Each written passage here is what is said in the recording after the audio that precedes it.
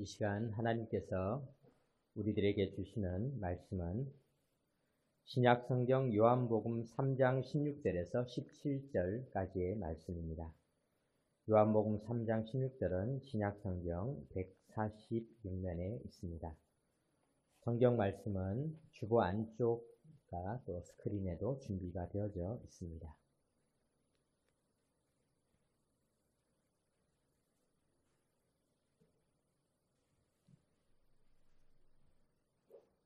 하나님의 말씀을 다 같이 한 목소리로 봉독하겠습니다. 하나님이 세상을 이처럼 사랑하사 독생자를 주셨으니 이는 그를 믿는 자마다 멸망하지 않고 영생을 얻게 하려 하심이라. 하나님이 그 아들을 세상에 보내신 것은 세상을 심판하려 하심이 아니요 그로 말미암아 세상이 구원을 받게 하려 하심이라. 아멘.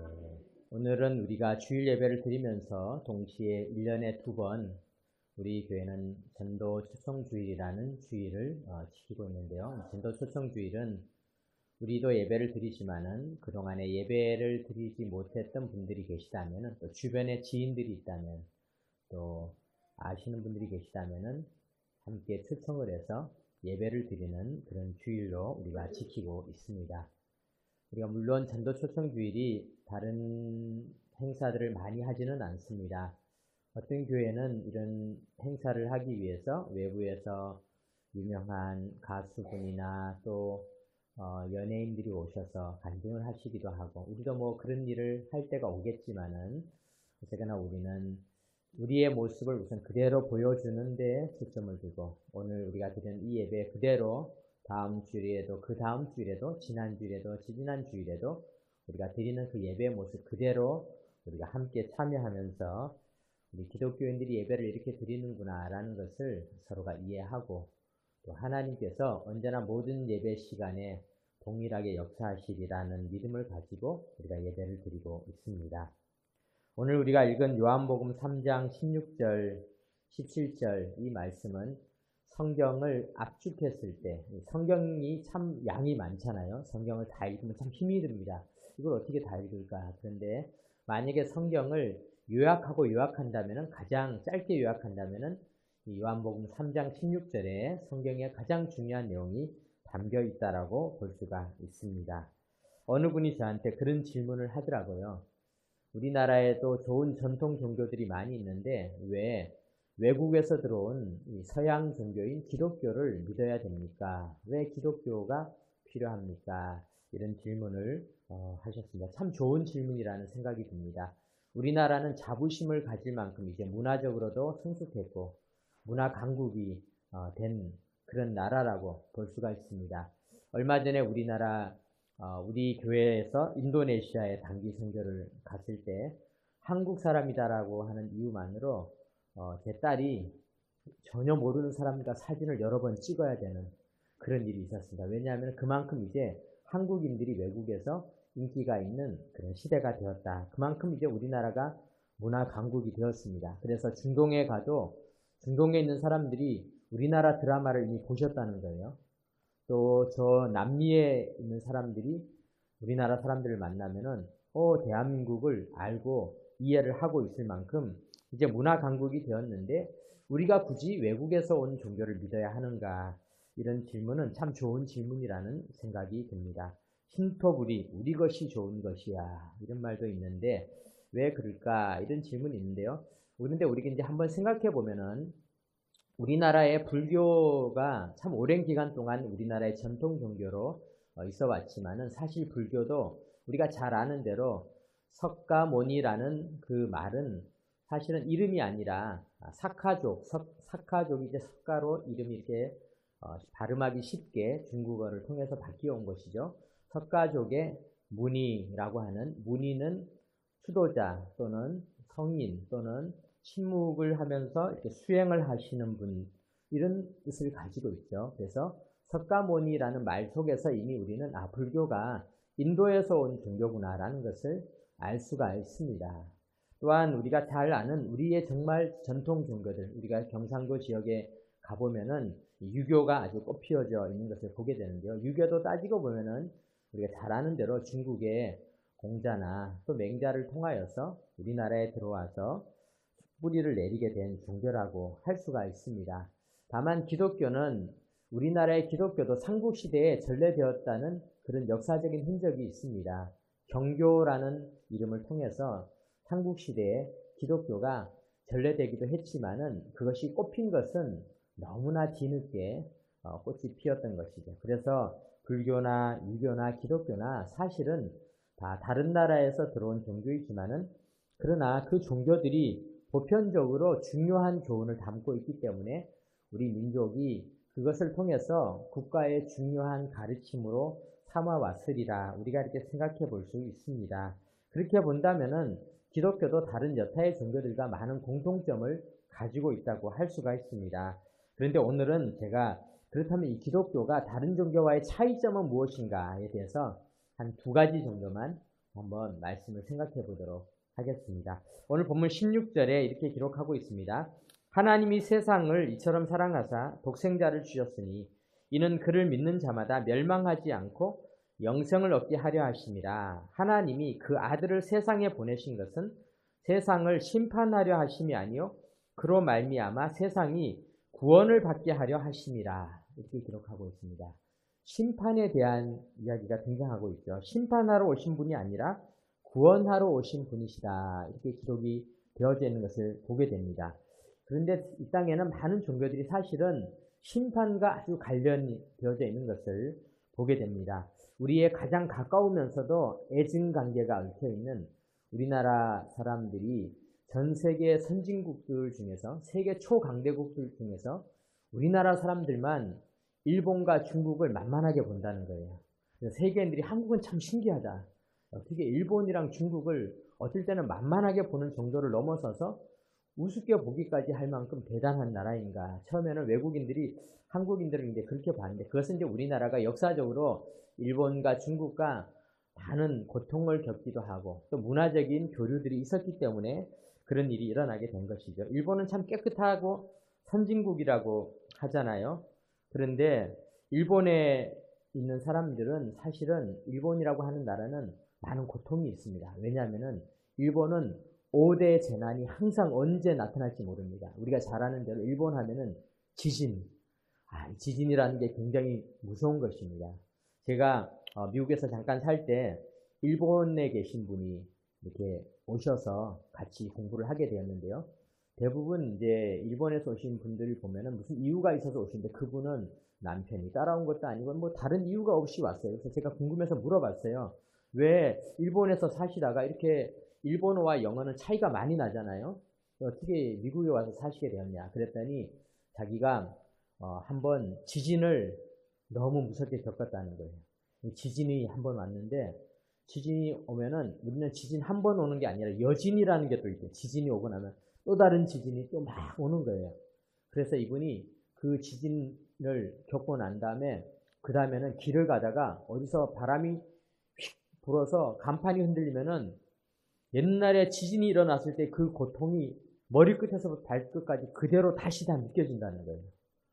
그리고 집에 왔는데 누가 뭐 컵을 하나 떨어뜨렸다 그러면은 그냥 컵이 떨어진 것에 불과한데 자기 머리끝에서부터 발끝까지 지진이 막 온 것 같은 그때 그 고통이 다시 몸속으로 뼛속까지 막 스며든다는 거예요.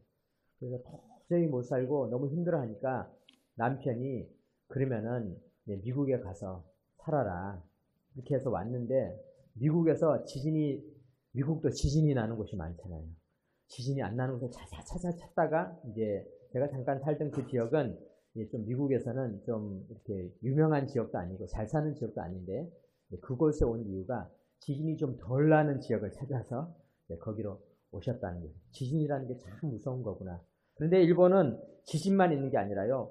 또 화산 폭발, 온천이 많은 이유가 다 화산이 있잖아요. 거기다가 쓰나미라는 게 있잖아요. 거기다 태풍 1년에 30개 정도는 기본적으로 맞는다고 하잖아요. 태풍이 오죠. 거기다가 천둥과 번개가 온다는 거예요. 이러니까 일본 사람들은 집을 지을 때 우리같이 이렇게 벽돌이나 대리석을 가지고 이렇게 높이 짓기보다는 가급적이면은 나무로 집을 짓는 거예요. 그래서 왜 그렇게 집을 짓냐? 왜냐하면은 혹시 집이 폭삭 무너져도 돌에 맞는 것보다 나무에 맞는 게 훨씬 피해가 적으니까 나무로 집을 이렇게 짓는 것이죠. 그리고 오늘 이렇게 일본에 가면 유학생들이 추워서 너무 춥다는 거예요. 아니 우리보다 더 남쪽에 있는데 왜 이렇게 춥냐 그랬더니 보일러가 없이 다다미를 깔고 잠을 자기 때문에 너무 춥다는 거예요. 그래서 일본에 있는 유학생들이 전기장판 가져보는 게 소원이다. 뭐 이렇게 이야기를 하는데 그러면 왜 그렇게 지금이 오늘같이 2024년에도 아직도 다다미를 깔고 사는가?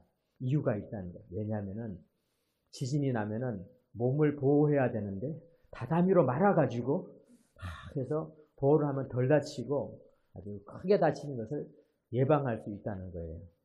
그러니까 일본 사람들은 이런 태풍과 자연재해와 지진, 화산, 거기다 천둥과 번개와 같은 이런 일들이 많이 일어나기 때문에 일본 그 사람들이 만든 애니메이션이나 이런 데 보면은 그런 일본에 일어났던 많은 자연재해를 배경으로 만든 애니메이션들이 많이 있어요. 뭐 천둥을 비롯해서 번개를 비롯해서 쓰나미를 비롯해서 뭐 이렇게 해서 자연재해가 일본의 많은 영화들의 단골 주제 중에 하나고요. 그러다 보니까 일본 영화는 그것도 모자라서 뭐 운석이 떨어졌다느니 뭐 이런 것들까지 국민들한테는 그런 재해들이 늘 자기들 주변에 있다 보니까 일본 사람들은 신이 너무나 많은 거예요.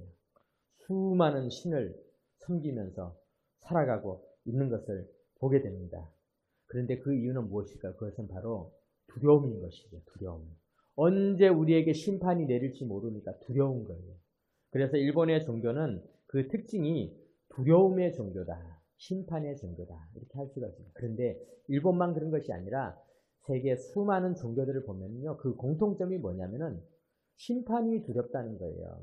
우리나라도 전통 종교들 보면은 죄 받는다 그런 말을 하잖아요. 그래서 너무 두려워가지고 이 죄를 받지 않기 위해서 고생을 많이 하는데 저도 제가 아는 선배 목사님이 한 번은 신방을 와달라 그래서 갔더니 그분이 자기가 큰 결심을 하고 이제 집안에 오랫동안 모셔왔던 신주단지를 좀 제거를 해야 되는데 그냥 제거했다가는 죄 받을까봐 목사님이 제거해 주시면 어떻겠냐. 목사님은 죄 받아도 좀 하나님이 지켜주시니까 우리보다는 좀 안전하지 않으시겠는가. 그래서 목사님이 좀 없애줘라. 그래서 목사님 알았다. 내가 그거 없애고 내가 죄 받을 테니까 없애주겠다. 그래가지고는 신주단지를 들고 가서 이제 땅에다 묻들고 깨뜨려 보니까 숟가락 부러진 거 2개랑 빗 부러진 거 1개가 들어있다는 거예요. 그래서 별것도 아닌 걸 가지고 저렇게 무서워서 없애지를 못하고 부러진 숟가락과 빗 부러진 것 그런 것들이 들어있는 것을 사람들은 죄 받을까봐 두려워하는 것. 이것이 어떻게 보면은 이 땅에 있는 많은 종교들의 특징입니다.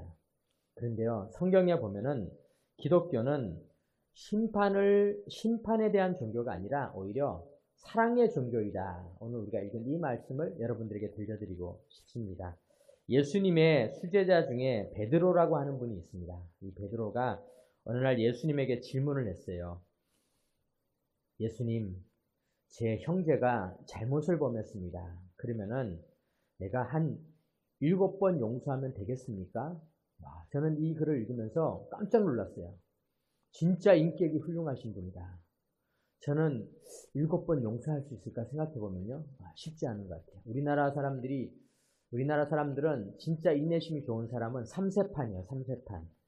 3번만 해주면 뒤에서 누가 빵빵 하면은 기본적인 평범한 사람들은 고개를 뒤돌리고 화를 내는 게 기본이고요. 인격이 좀 되신 분들은 한번 참아줍니다. 그래, 급한가 보지. 한 번 더 빵빵거리면은 이제 조금 인격이 완성되신 분들은 2번까지 이제 참아주십니다. 3번째 마지막으로 빵빵빵 하면은 정말 훌륭했던 인격을 가지신 분도 문을 박차고 열고 이렇게 화를 낼 수가 있습니다. 그런데 우리나라는 한 3번 정도 참으면은 참 그래도 훌륭한 분이다. 베드로는요 7번을 내가 한번 해보겠습니다. 예수님께서 말씀하셨죠. 우리가 생각 같으면 예수님이 야 베드로야 네가 예수님을 믿더니 진짜 훌륭해졌다. 7번을 참는다고? 야 7번을 참으면 참 훌륭해. 그런데 예수님은 그렇게 대답하실 줄 알았는데 마태복음 18장에 보면 이렇게 기록되어 있습니다. 혹시 화면에 성경이 준비되어 있나 모르겠는데요. 마태복음 18장 21절, 22절에 보니까 그때 베드로가 나와 가로되 주여 형제가 내게 죄를 범하면 몇 번이나 용서하여 주리이까? 7번까지 하오리이까? 그랬더니 예수께서 가라사대 내게 이르노니 7번뿐 아니라 70번씩 7번이라도 할지니라.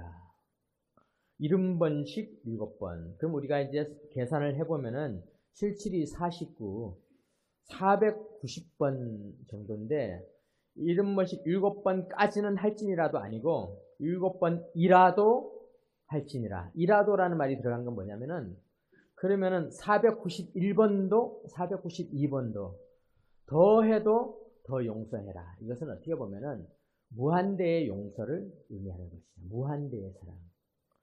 그런데 예수님은 이것을 사실은 베드로에게 강요하려고 대답하신 것이 아니라 예수님께서 이렇게 말씀하셨다는 것은 어떤 의미가 있냐면요. 내가 그렇게 하겠다. 나는 그렇게 한다. 그러니까 너도 그렇게 하는 게 좋지 않겠느냐. 내가 그렇게 하지 않으면서 남한테 용서해라 이렇게 말하는 게 아니지 않습니까? 예수님은 우리에게 어떻게 하셨냐면은 예수님은 우리가 한번 잘못하면은 너 죄 받아라, 심판 받아라, 뭐 신주단지를 없애, 숟가락이 꽂혀버려라, 빛이 꽂혀버려라 이러시는 분이 아니라는 거예요. 태풍 맞아버려라, 쓰나미에 쓸려나가 버려라, 지진에 다 무너져 버려라 이러시는 분이 아니라는 거예요. 우리 예수님은 어떤 분이냐면은 예수님은 용서하고 용서하고 용서하고 용서해 주시는데 끝없이 용서해 주시는 분이시다. 그것을 성경에 기록하고 있습니다. 그러면서 오늘 요한복음 3장 16절에 이렇게 기록하고 있는 것입니다.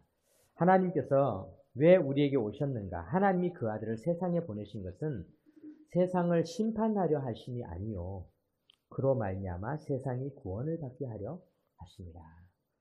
이 자리에서 예배드리는 우리 모두에게 우리가 이 말씀을 꼭 기억해야 됩니다. 여러분, 우리가 이 기독교는 그런 종교입니다.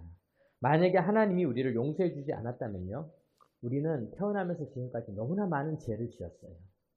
우리는 사실 다 죄를 엄청나게 짓고 있습니다. 뿐만 아니라 그래 오늘 예배 드렸으니까 이제 나가면서부터 죄는 딱 끊어버리자. 술 끊고 담배 끊듯이 딱 끊어버리자. 그렇게 생각을 하는데요. 그렇지 않다는 거예요. 옛날에 어느 목사님이 정말 이렇게 설교를 열심히 하고 또 옛날에는 찬송을 막 부르고 기도하고 눈물을 흘리면서 기도를 하고 나가는데 우리는 교회가 이렇게 신발을 신고 들어와서 예배드리지만 옛날에는 신발을 벗고 예배를 드리는 교회들이 많이 있어요. 근데 그렇게 예배드리고 주여 감사합니다 용서해 주세요 그리고 나갔는데 신발을 잊어버렸다는 거예요. 그 사람.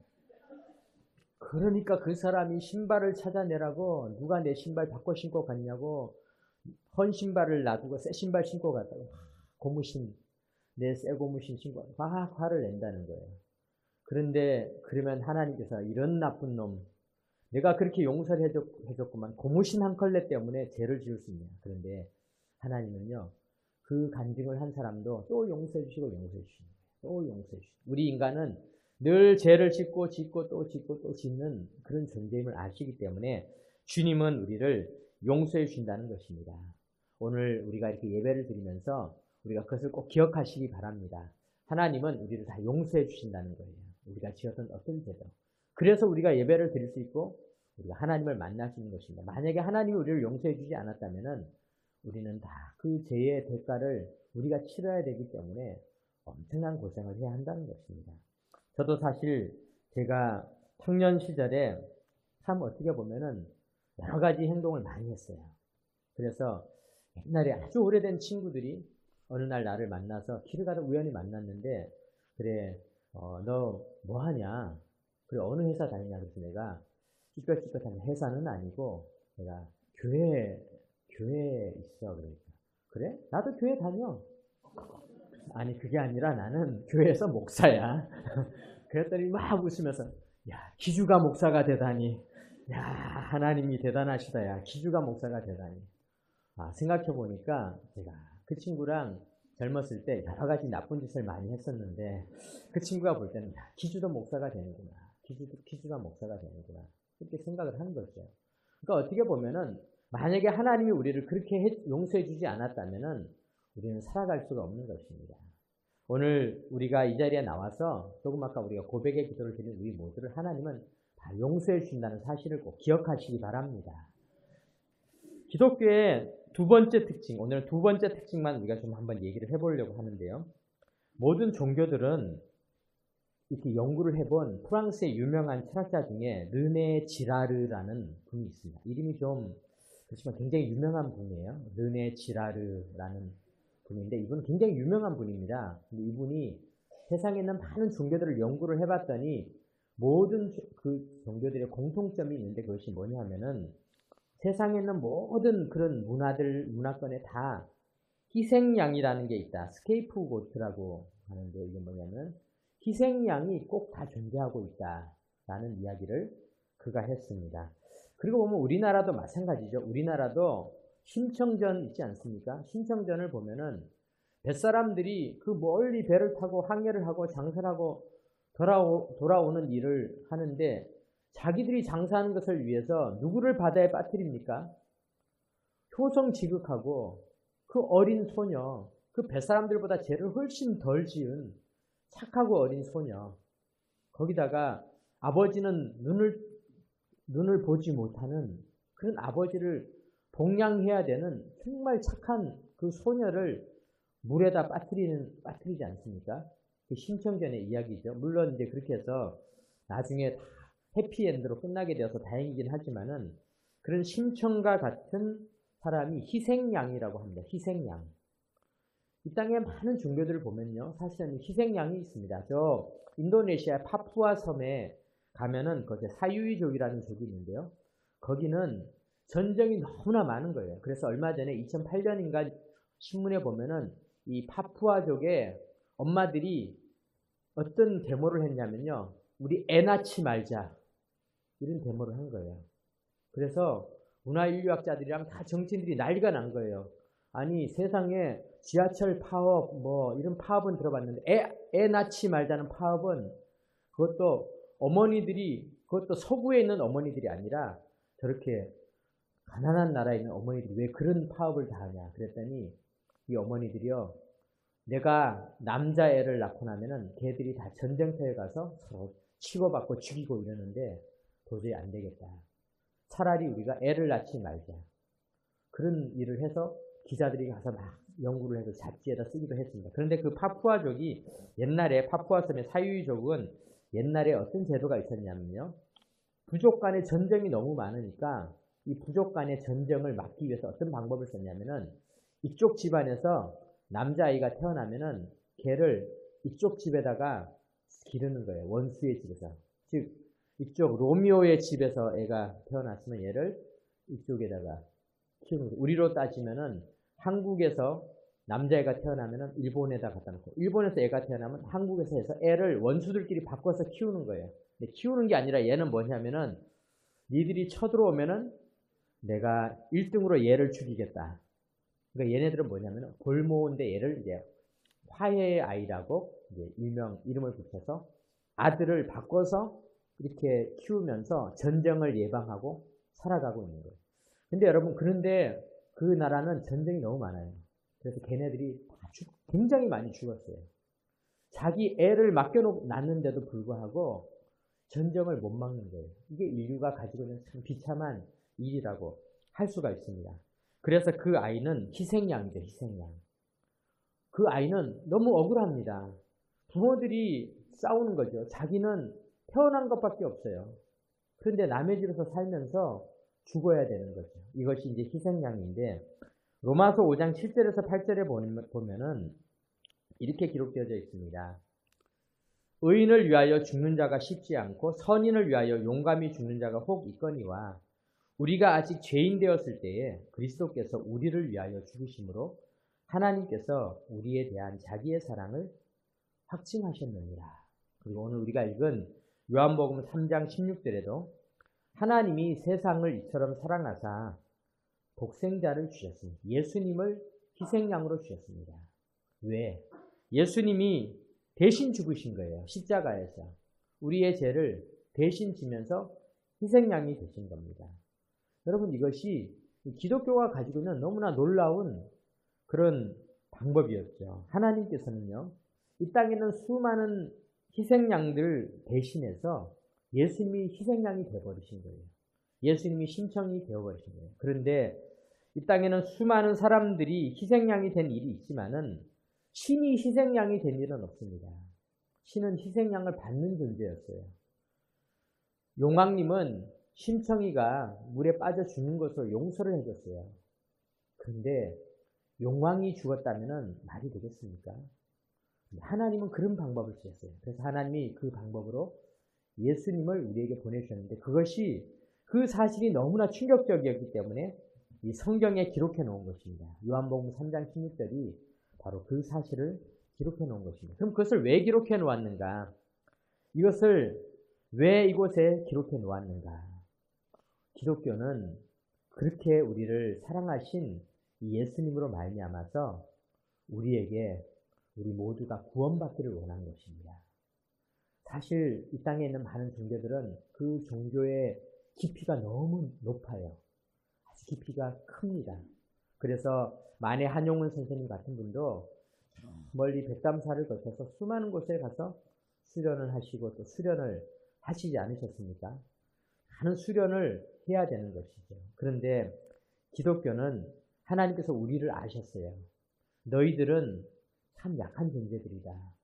그렇게 살아가기가 어렵다. 그래서 주님께서는 우리가 구원을 받을 수 있는 길을 만들어 놓으셨습니다.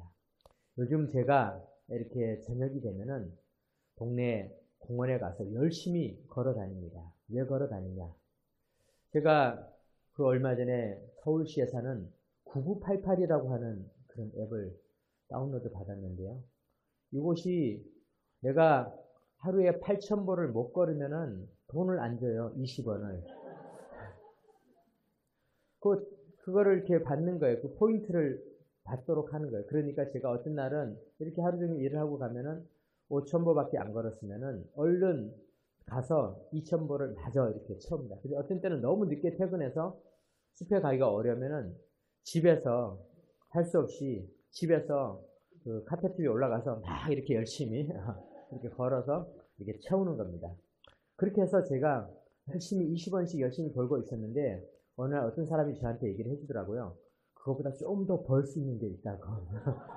아니 그래서 그렇지 어떻게 하는 거냐 그랬더니 거기에 들어가니까 어떤 사이트를 이렇게 누르면은 건강 정보가 있는데 그 건강 정보를 본 다음에 문제의 답을 맞추면은 또 주는 게 있다는 거예요. 그래서 제가 그 건강 정보를 해봤거든요. 그랬더니 뭐 골다공증 이런 게 있으면은 문제가 이런 거예요. 골다공증에 대한 잘못된 설명은 그러면은 골다공증에 걸리면은 골절의 위험이 증가한다. 골다공증은 가벼운 충격에도 다칠 수가 있다. 골다공증은 걸리면 낙상하면 위험하기 때문에 근력을 키워야 한다. 이런 건데 아닌 것은 뭐냐면 골다공증에 걸렸을 때는 전혀 자극을 주지 말아야 한다. 이렇게 나와 있는 거예요. 나는 열심히 문제를 공부를 했는데 문제가 너무 쉬운 거예요. 아니 골다공증에 걸렸다고 어떻게 전혀 자극을 안 하고 하루 종일 이러고 있을 수가 있겠습니까? 이게 문제가 너무 쉬운 거예요. 근데 제가 그걸 딱 보면서 느낀 게 뭐냐면은 이 사람들이 문제를 어렵게 내려고 하는 게 아니라 이거를 지식을 알게 해서 문제를 잘 풀어서 누구든지 이거를 통해서 누구든지 포인트를 받고 누구든지 쉽게 하기 위해서 만들었구나. 그래서 알게 됐어요. 그런데 성경도 하나님께서 우리에게 구원을 주실 때 누구든지 구원을 받게 하기 위한 방법이 있으셨어요. 그것은 뭐냐면은 우리가 하나님을 믿을 때 너무나 많은 수련을 하고 헌금을 많이 내야 되고 또 교회를 늘 빠지지만 이렇게 해야만 구원을 받는다라고 하면은 구원받기가 너무 어렵잖아요. 그리고 우리가 지었던 죄들이 다 있잖아요. 또 우리가 내일 가면 또 죄를 짓잖아요. 하나님께서는 오늘 말씀을 통하여서 우리가 구원받는 길을 아주 낮추어서 낮은 곳에서 시작하셨어요. 그것은 뭐냐면은 누구든지 예수를 믿기만 하면은 일단 구원을 주시고 이제 구원받은 자들이 구원을 받고 나서 그 은혜에 감사해서 자기 자신이 잘 살아갈 수 있도록 더 자기 자신의 인격을 더 높여가고 베드로와 같이 더 많은 사람들을 용서하고 또 용서하고 또 바울과 같이 더 많은 사람들에게 자기의 목숨까지 주면서 살아갈 수 있도록 하는데 그것은 구원 이후에 우리가 그렇게 살아가게 하는 것. 그것이 성경의 방법이라는 것입니다. 이 시간 우리가 그래서 어떻게 보면 가장 난이도가 낮은 방법이지만 그 낮은 난이도를 가지고 한번 저를 따라해 보시기 바랍니다. 우리 한번 따라해 보세요. 하나님, 저를 사랑하여 주시니 감사드립니다. 하나님, 제가 지은 죄를 다 용서해 주시니 감사합니다.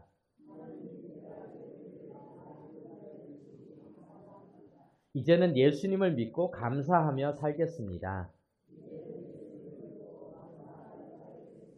예수님의 이름으로 기도드립니다. 아멘.